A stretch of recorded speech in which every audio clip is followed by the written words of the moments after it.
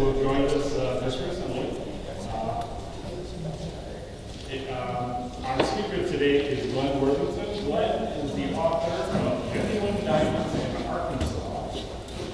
And then Genuine, I don't know what version is which, Genuine Diamonds Found in Arkansas. Yeah. I don't know if they're exactly the same or not. Right. See, I did that confusion. It's the same thing? Yeah. Oh, okay. No. Oh, they're not there. Okay. Well, it just so happens that the museum store has this one for sale.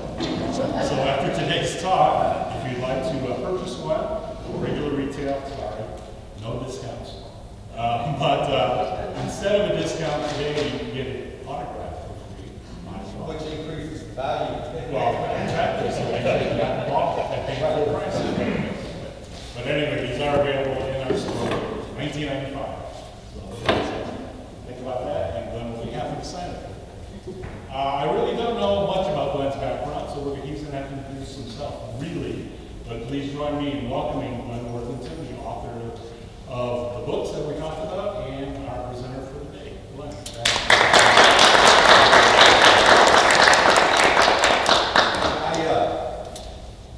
I'm actually the guy who wrote the book on diamonds in Arkansas. Nobody else was going to do it. I did it. And this one is the first edition of my book, and it came out a little over 20 years ago, April of 2003. And that was the cover it had.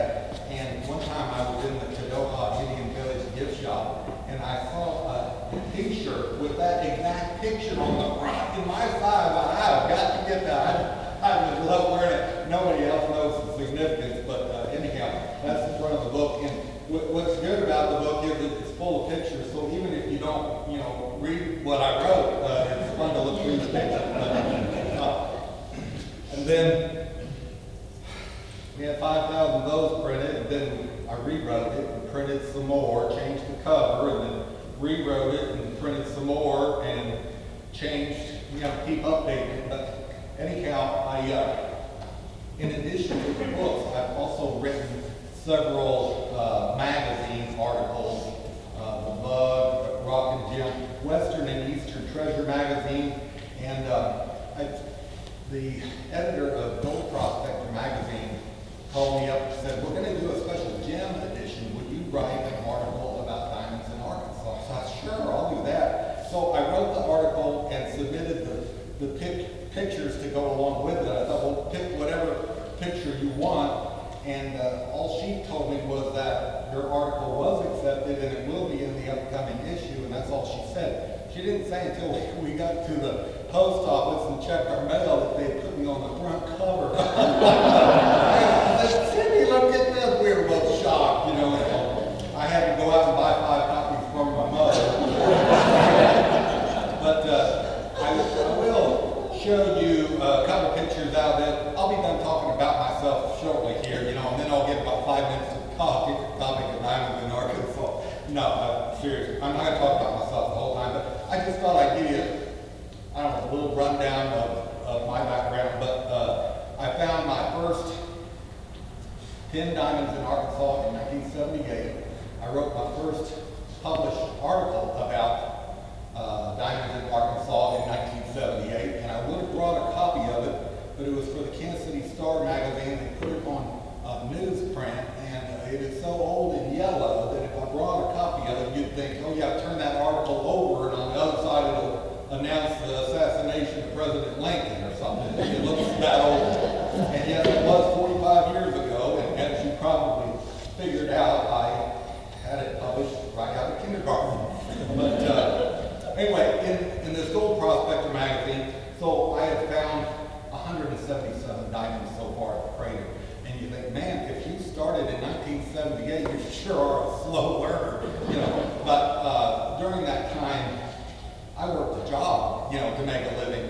And so this has just been a hobby. I would say hobby. My wife would say obsession. But anyhow, I have found 177 diamonds, including this is a picture of a natural heart-shaped diamond I found.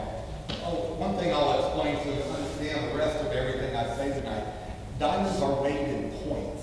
So there's 100 points, 100 decimal points of weight per carat. So this white heart shape is a 62 point.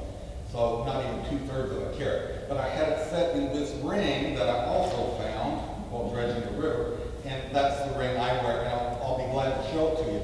The second diamond I ever found in my life in the summer of 1978 is a 78 point yellow, and my wife wears it set uncut in a ring. So this is my wife Cindy, and you can track her down and say, hey, show us your ring, because I'd really like to see it. But it's gonna be outclassed by a lot of other diamonds here shortly. But until I tell you about bigger diamonds, I'll tell you about my biggest two. So I found a 204 yellow in April of 2009, and it has not been cut and didn't need to be cut. And then I found a 2.13 carat brown in February of the next year, 2010, and it actually had a surface complexion that it needed to be cut. So we had it cut, and the editor of the magazine liked the picture of that diamond so much she made a 9-inch long photo in this magazine. So anyhow, those are my big ones, but now we'll start talking about even bigger diamonds, and we're going to change the subject and not talk about me at all. So I'm going to start out and pose a few questions like this. Well, I'll pose a few questions and then I'll answer them myself. And I promise to only ask questions that I know the answers to, so I don't look stupid. So, first off, we're going to take the big picture, talking about diamonds, and then we'll move in there and talk about the Crater Diamond State Park, and then we're going to talk about the Sam and Dolly Johnson collection of Crater diamonds. So what is it?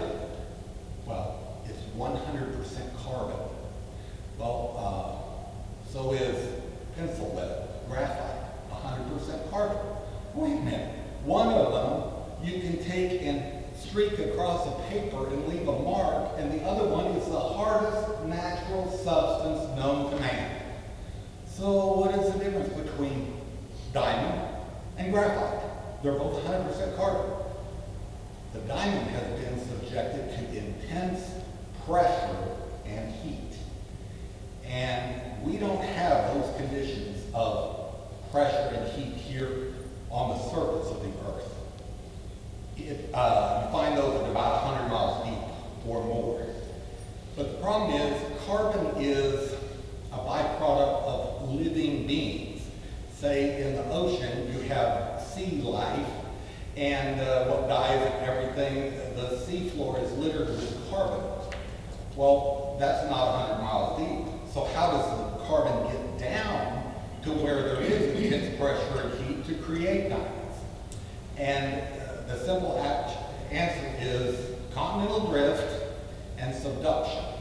And it is so funny. I printed this off to talk about Pangea and continental drift and all of that, and I thought, well, I'll pass this paper around so they'll know what I'm talking about. Look over there on the wall. There is Pangea. That is North America came together with South America, came together with Africa, and came together with Europe, and all these continents collide. And there, I don't need to pass that around. It's right there on the wall, much bigger. So the continental drift theory, and these are just geologists who come up with theories. Oh, geologist is the Latin word for good guessing. They don't know. Nobody was here at the time, but they take the clues just like a homicide detective would.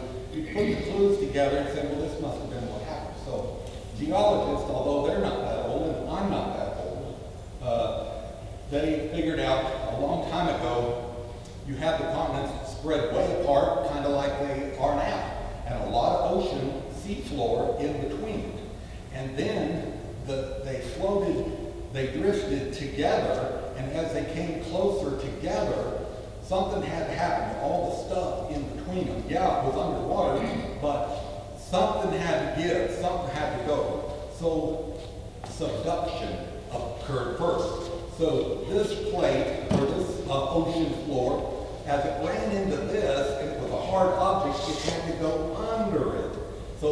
one continent here, and it's pushing all this ocean floor stuff down there, and with the ocean floor was carbon. And the carbon went down, and the carbon went down over 100 miles deep.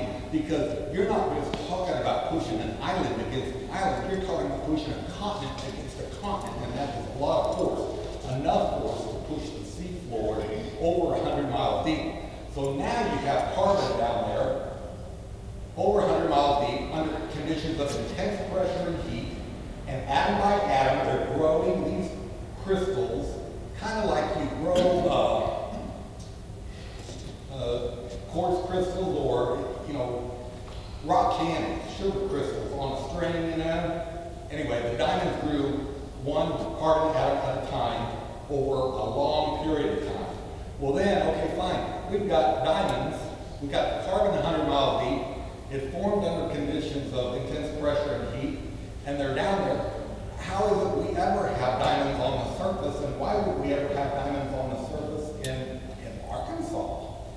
Well, because the continents drifted together, and you can tell that they did because just north of Murfreesboro, and just north of here, you have the Washington Mountains. So after all this subduction, it kept pushing and buckled the mountains up. And so you have the Washington Mountains. That's just a bunch of buckling. And you drive through a cut in the highway, you can see these rocks that went like that. Well, that's an accordion effect. It pushed it all together. So because of continental drift, it pushed all these continents together, and then they started drifting back apart. And as they drifted apart, there was a deep rift in the earth. And then as it pulled back apart, say at Murfreesboro, it said, wait a minute, we're not going to pull apart here. We pull apart at New Orleans. And it left this as a weak spot, and then it broke apart at New Orleans and floated back on down to South America and off to Africa. Geologists say. And so that left a deep rift, a weak spot in the earth there. And then what happened was earthquake faulting, slipping along there. And with that earthquake faulting, it allowed volcanic activity to come to shoot diamonds to the surface. And they came at a speed of about Mach 2, twice the speed of sound, kaboom, and it hit shallow sea. So you've got molten rock coming Mach 2, acres of rock, hitting a shallow sea, steam explosion, all that stuff blew up into the air, and then settled back down, and somehow the diamonds survived. So when this all fell back down, you've got this volcanic material known as lamprite, and that's what is there at Murfreesboro. And you can go in there. So in among it were the diamonds that came up from 100 miles deep, and they're on the surface of the earth. And what has happened since then is erosion. So a lot of the volcanic material softened. It wasn't solid hard rock. It softened, silt washed away, and left diamonds sitting on the surface. And that's where we find them today. And I will stop for now, and we can move into the other room. And in there, I'm going to make everybody stand up the whole time so that you can't fall asleep, and we're going to lock the door so you can't move.